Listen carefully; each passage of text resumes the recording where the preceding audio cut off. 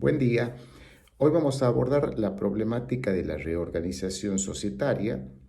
Esta problemática refiere a ciertos procedimientos que pueden hacer las sociedades y las empresas para hacer modificaciones en sus estructuras. Muchas veces esas modificaciones son superficiales, pero otras veces son profundas y significan la conversión de las sociedades en una cosa diferente a lo que originariamente era. La reorganización societaria incluye principalmente tres instituciones, que es la transformación, la fusión y la escisión, que las vamos a analizar en esta clase. La primera de ellas, como referíamos, es la transformación. La transformación de la sociedad ocurre cuando una empresa toma la determinación de modificar ese tipo societario, ese traje a medida que había utilizado desde su momento fundacional hasta el presente y convertirse y utilizar un traje diferente. La transformación es el procedimiento mediante el cual una sociedad modifica el tipo societario con el cual estaba organizada. Es decir, una sociedad tiene un tipo, ha elegido en el momento de su constitución o en un momento posterior ajustarse a las características de ese tipo y por una serie de circunstancias hoy decide cambiarlo, transformarse, modificar ese tipo societario. En lo sucesivo, todo el régimen societario va a estar regido por el nuevo tipo. Este procedimiento de transformación societaria está previsto en los artículos 74 al 81 de la Ley General de Sociedades. Antes se discutía si la transformación de una sociedad implicaba cambiar el sujeto de derecho. Hoy la doctrina y la jurisprudencia son contestes, sobre todo en la interpretación del artículo 74, que creemos que es claro, en cuanto a que la sociedad que se transforma no se disuelve y que lo único que ocurre es que modifica la estructura, el continente o el traje a medida que utilizaba, pasando del traje que tenía en un momento originario al traje que va a utilizar. Se trata entonces de la misma sociedad. No es que desaparece la anterior sociedad y se forma una nueva, no es que se disuelve la sociedad y nace un nuevo ente, sino que es la misma sociedad que se transforma, que modifica las características del tipo con el cual está organizada. Y eso significa, obviamente, que la sociedad va a mantener sus derechos y sus obligaciones. ¿Qué va a pasar con las obligaciones que tenían los socios?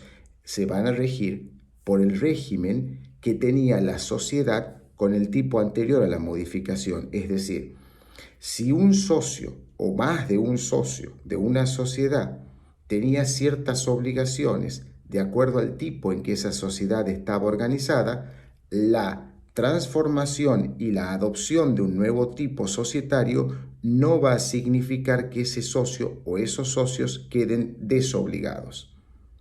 Por otro lado, las obligaciones que se contraigan o que contraigan los socios con posterioridad a la transformación obviamente se van a regir de acuerdo a las características que tenga el nuevo tipo societario. La excepción a esta regla que acabo de referir es o se produce cuando los acreedores lo consienten expresamente. Un ejemplo va a permitir ilustrar y entender este concepto. Supongamos que nosotros tenemos 2 o 3 socios que tienen una empresa que está estructurada y organizada como una sociedad colectiva.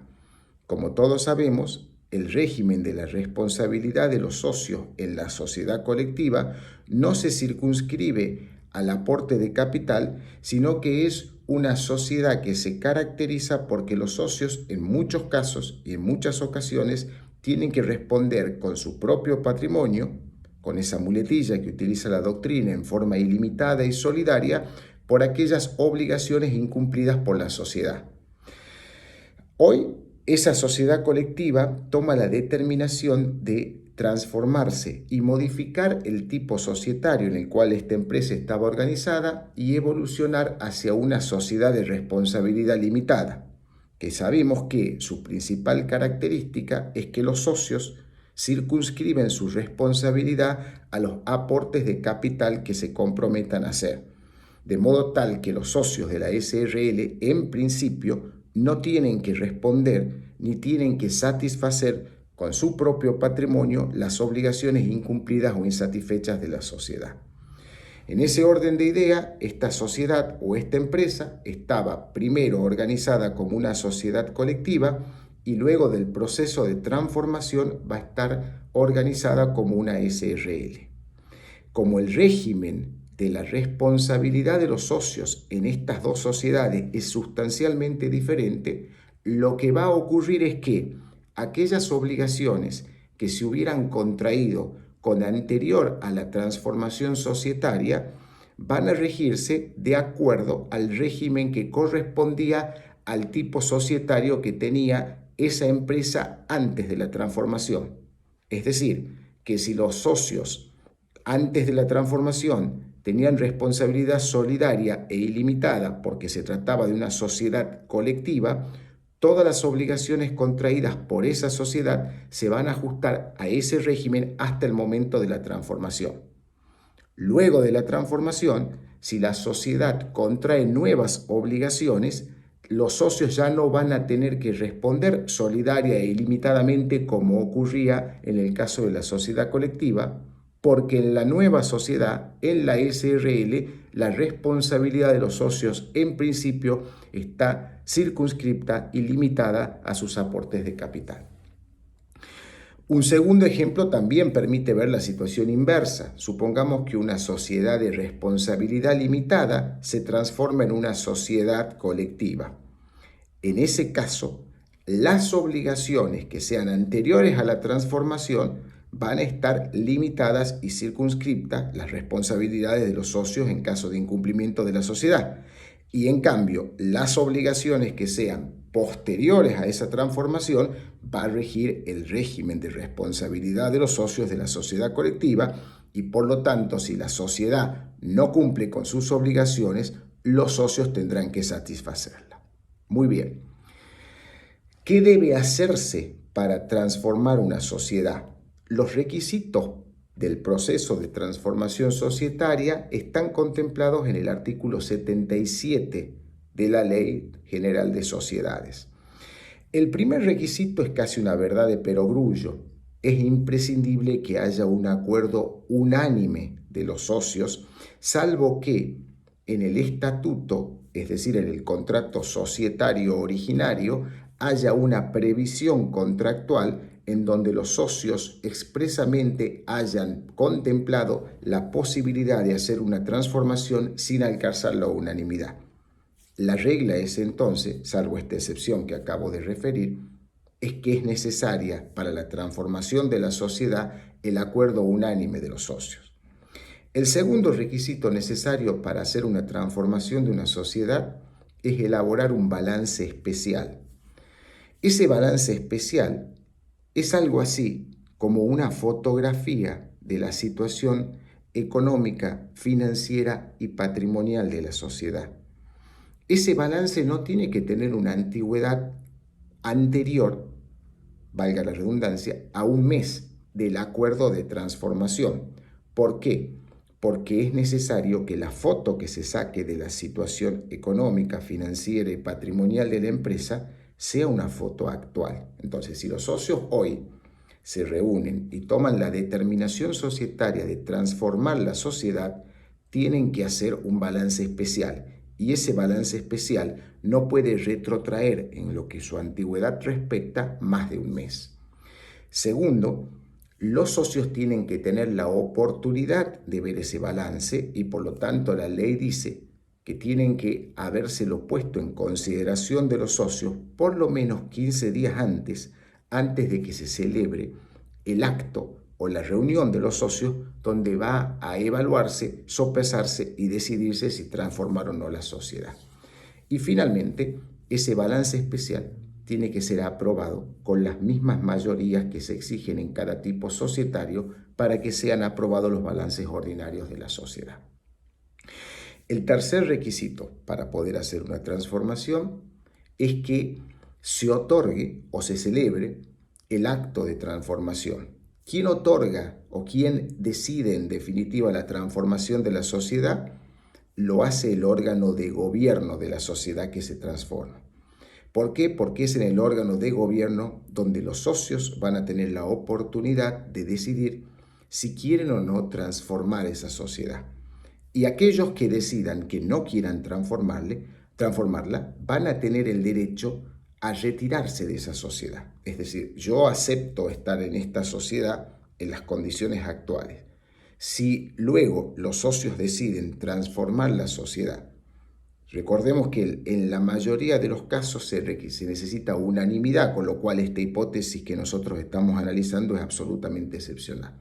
Pero veamos, supongamos que el estatuto contempla la posibilidad de que una mayoría de socios pueda decidir la transformación. Pues bien, el socio que no quiere que se avance o se convierta o se modifique el tipo societario y no quiere esa transformación, va a tener el derecho de receso, que es decir, el derecho que tiene el socio de irse, no con las manos vacías, sino habiéndosele pagado su participación societaria, y de retirarse de la sociedad, que va a tener un cambio profundo, un giro copernicano desde el momento en que antes respondía un tipo societario y hoy va a responder otro. Para poder concretar la transformación, obviamente la sociedad va a tener que cumplir con todos aquellos requisitos y con todas las formalidades que implica tener el nuevo tipo. Si estás transformando una sociedad de sociedad colectiva a sociedad anónima, y la sociedad colectiva puede ser, el instrumento de la sociedad colectiva puede ser redactado mediante un instrumento privado, y sabemos que el instrumento necesario para una sociedad anónima es un instrumento público, pues bien, va a ser necesario que el estatuto sea pasado en un instrumento público para que cumpla y satisfaga los requisitos que provee nuestra Ley General de Sociedades en relación a las sociedades anónimas. Además de eso, otro de los requisitos en el proceso de transformación es publicar edictos en el boletín oficial por un día con los contenidos que prevé la Ley General de Sociedades. Esa publicación de edicto, que en algunos casos incluso se exige no solamente en el boletín oficial, sino también en los diarios de mayor circulación, tiene como objetivo publicitar, exteriorizar esa transformación para que toda la comunidad tome nota, se dé cuenta y tenga la oportunidad, en su caso, de oponerse o de tomar decisiones empresarias, sabiendo que esa sociedad que antes estaba organizada por un tipo, ahora va a estar organizada de otra manera y conforme a otro tipo. Finalmente, el último requisito necesario para concretar y cerrar ese círculo procedimental de transformación societaria es lo que se denomina la inscripción del acuerdo y del balance en el registro público. Ustedes saben que en la capital federal el registro público está a cargo de la Inspección General de Justicia, la IGJ, que es un organismo sumamente importante, que si bien no es aplicable a las sociedades que están radicadas en las provincias, como por ejemplo la de Tucumán, es importante seguir el derrotero normativo que tiene la IGJ, porque tiene una profunda influencia sobre los registros provinciales.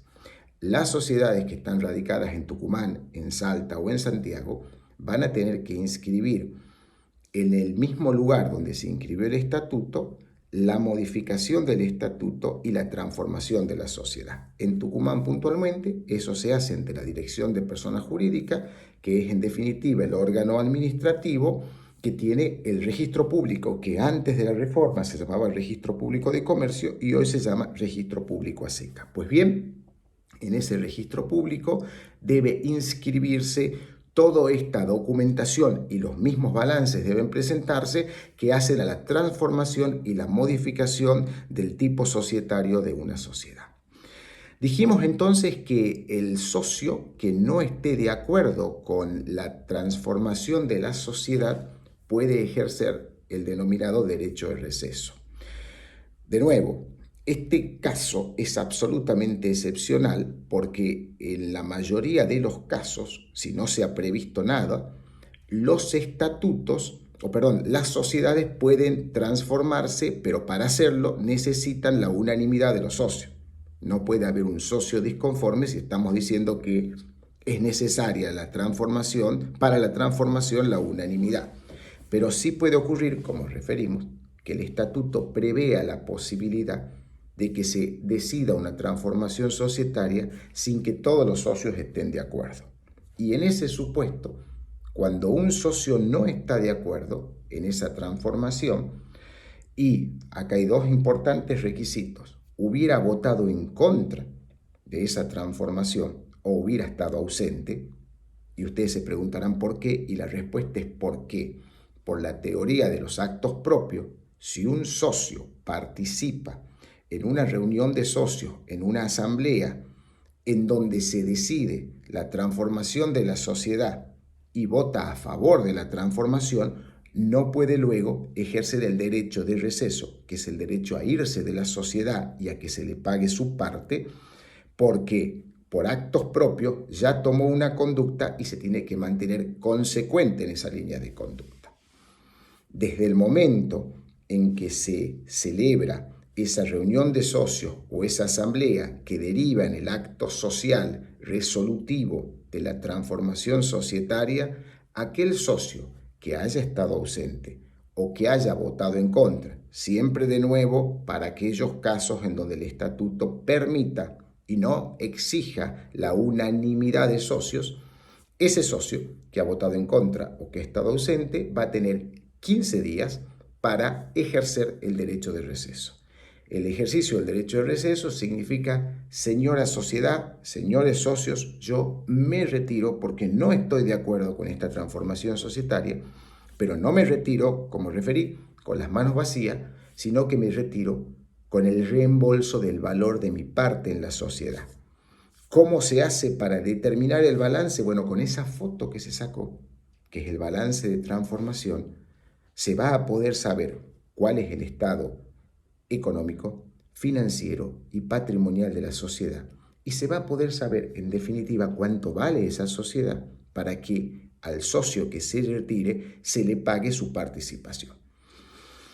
El socio recedente, esto es importante, es decir, el socio que pertenece a una sociedad que se va a transformar y que se va de la sociedad, va a mantener sus responsabilidades en relación a los terceros que tenía en el momento previo a esa transformación.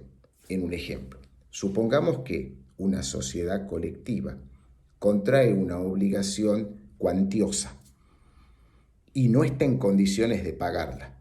Como los socios son solidaria e ilimitadamente responsables, los socios van a tener que satisfacer esa obligación si la sociedad no lo hace. La sociedad decide transformarse. Uno de los socios decide ejercer el derecho de receso porque no está de acuerdo con esa transformación. Pues bien, ese socio se retira, tiene derecho a retirarse. Pero el acreedor de la sociedad, de esa deuda cuantiosa que acabamos de mencionar, que se ha contraído en la etapa anterior a la transformación, cuando la sociedad todavía estaba organizada como una sociedad colectiva, cuando ese socio que hoy se retira de la sociedad todavía tenía responsabilidad solidaria e ilimitada, ese acreedor tendrá el derecho a perseguir en su patrimonio no solamente la sociedad transformada, sino también al socio que se fue. Es decir, el derecho de receso es un derecho que nuestro ordenamiento jurídico reconoce a los socios para poder retirarse e irse de aquellas sociedades que realicen cambios profundos que a ellos les impidan o que les lleven a tomar la decisión de no seguir participando en la sociedad. Pero de ninguna manera el derecho de receso puede ser utilizado como una herramienta para que los socios se desembaracen de sus obligaciones. Las responsabilidades que van a tener los socios en este caso van a depender del tipo societario originario que tenían, porque la matriz gubernamental de la responsabilidad del socio es el tipo societario que tenía la empresa en el momento en que esa empresa contrajo la obligación que desencadene todo este análisis. Muy bien, puede ocurrir que una sociedad tome la determinación de hacer una transformación societaria. Ese acuerdo de transformación es una decisión de la asamblea o de la reunión de socios de acuerdo al tipo de sociedad del que se trate. Esa es una decisión que se denomina acuerdo de transformación. Del mismo modo en que los socios de una sociedad pueden celebrar un acuerdo de transformación, los socios de una sociedad pueden también dejarlo sin efecto. Hay un deadline para hacerlo, que es el momento en que ese acuerdo de transformación se haya presentado para su inscripción en el registro público. Cuando se presentó ese acuerdo de transformación en el registro público y se puso en movimiento la maquinaria para convertir y cambiar el traje societario, la sociedad no puede revertirlo. Podrá, sin duda, hacer un nuevo proceso de transformación para volver las cosas al estado actual, pero primero deberá concluir la inscripción del primer proceso y recién tomar una determinación de volver al tipo anterior.